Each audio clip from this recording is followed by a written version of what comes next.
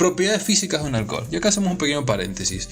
¿Para qué nos van a servir las propiedades físicas de un alcohol o en general de un compuesto orgánico? Porque a la hora de resolver un problema, las características que tengan estos compuestos nos van a decir con qué nos estamos enfrentando básicamente. ¿Por qué? Porque en la universidad, a la hora del ingreso, siempre se preguntan o se hacen problemas en base a un compuesto que nosotros no vamos a saber. Por ejemplo, nos van a decir: se tiene un compuesto de 3 carbonos que es incoloro, que en sus primeros términos es líquido y tiene olor desagradable, tiene olor agradable, es muy volátil, su punto de ebullición es tanto. Todas esas son propiedades físicas, ¿sí? Son propiedades intensivas, o sea, están ligadas a las propiedades intensivas de la materia, ¿sí? Entonces vamos a ver que las propiedades físicas van a ser muy importantes a la hora de describir un compuesto químico orgánico, porque nos van a decir con qué tipo de reacción química vamos a estar ligados para una estequiometría o una solución. En este caso vamos a ver que los primeros términos de un alcohol siempre son incoloros, o sea que no tienen color, tienen olor agradable, pero cuando aumentan su número de carbonos se hacen desagradables. Los líquidos son líquidos, pero cuando aumenta la cadena de carbono se hacen sólidos. Son menos densos que el agua, pero cuando aumenta la cadena de carbono se hacen más densos. Y el grupo OH les va a dar polaridad, ¿sí? Volviéndolos solubles en agua solamente los primeros términos. O sea que a medida que va creciendo la cadena se vuelven más insolubles. Su punto de ebullición, ¿sí?, aumenta también en función de la cadena carbonada, y todos forman puentes de hidrógeno. Por eso está ligado también a ¿qué? Al grupo OH, ¿sí? O sea que cuando tiendan a hacer solución con agua, estos van a tender a disociarse, a crear puentes de hidrógenos con el agua. Van a presentar isomería, ¿sí? Isomería plana, geométrica e isomería con fenoles y éteres. Esto también es muy importante. ¿Por qué? Porque nos pueden decir un compuesto que presenta isomería con fenoles y éteres, que es incoloro, que es agradable, bla bla bla, etcétera, ¿sí? Son características que nos pueden ayudar a identificar un tipo de compuesto. Esto muy importante a la hora de realizar ejercicios.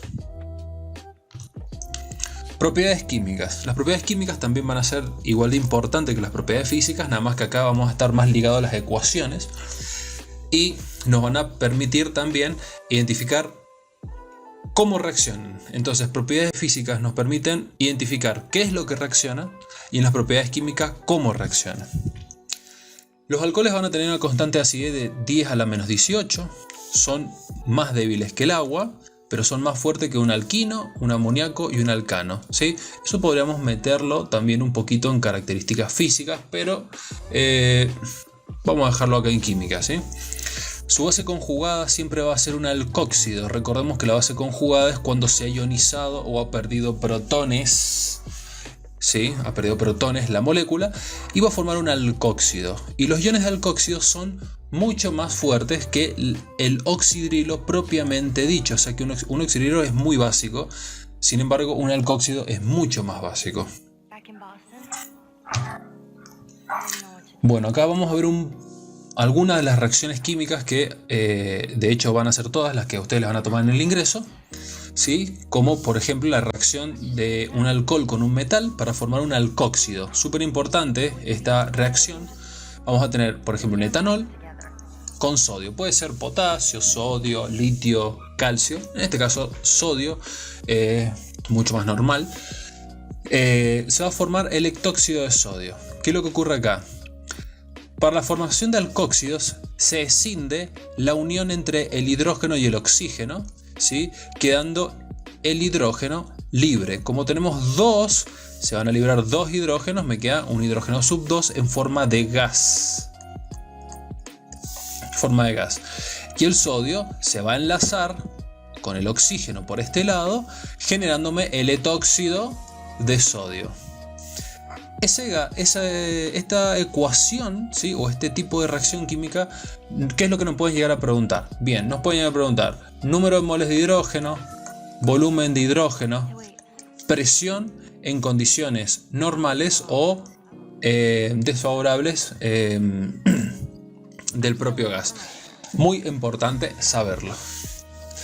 En el caso de que se sustituya el grupo OH, significa que la reacción va a escindir todo el grupo OH. Va a quedar el radical alquílico por un lado y el grupo OH por otro. Acá esto lo vamos a realizar mediante un ácido inorgánico como es el ácido bromídrico, que también se va a romper, y el hidrógeno va a enlazarse con el oxidrilo para formarme molécula de agua, y el bromo se va a enlazar con el radical alquílico para formarme un halogenuro de alquilo o halogenuro de acilo, en este caso bromuro de etilo. Otra de las reacciones súper importantes para los alcoholes es la oxidación. Los alcoholes se oxidan, ¿sí? Es una de sus principales reacciones, y tenemos que saber que los alcoholes primarios, secundarios y terciarios se oxidan de forma distinta. Los primarios, o sea que el oxidrilo siempre está ligado a un carbono de punta o un carbono primario, siempre van a tender a formar aldehídos.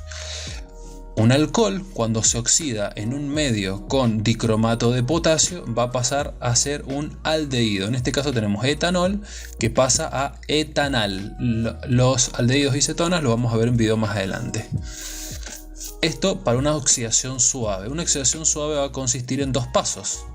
Ya nombramos el primero, y ahora el segundo paso consiste en que si este etanal se sigue oxidando, o sea, lo sigo pasando por oxígeno con un catalizador de dicromato de potasio, el etanal va a convertirse en un ácido carboxílico, que también lo vamos a describir más adelante. En este caso, ácido etanoico.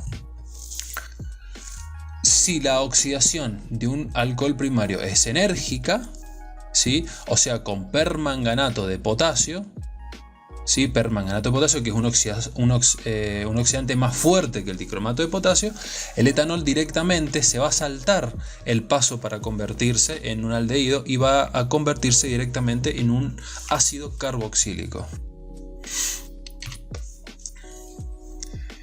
Cuando hablemos de oxidación de alcoholes secundarios, los alcoholes secundarios vamos a ver que el grupo OH va a estar ligado a un alcohol que va a estar unido a dos carbonos distintos, haciéndolo de tipo secundario. En este caso tenemos un 2-propanol. Siempre que se oxide en un medio de dicromato de potasio, se va a formar una cetona, un tipo de compuesto con una función oxigenada, ¿sí? Una cetona que tiene como característica su función oxigenada siempre en un carbono secundario. Una cetona jamás puede tener su doble enlace a un carbono de punta, porque si fuera un carbono de punta estaría siendo un aldehído. Y los alcoholes terciarios no pueden ser oxidados. ¿Por qué? Porque directamente la molécula se destruye. La reacción que se puede hacer para un alcohol terciario directamente es deshidratarlo con cualquier ácido, ¿sí? Deshidratarlo y luego oxidar ese compuesto que se obtiene ya deshidratado y transformarlo en una cetona, ¿sí? Para que quede en una molécula estable y no se destruya. Y cuando hablamos de la combustión, ¿sí? De un alcohol, estamos hablando de que todo el compuesto va a pasar a ser dióxido de carbono, ¿sí? Más agua.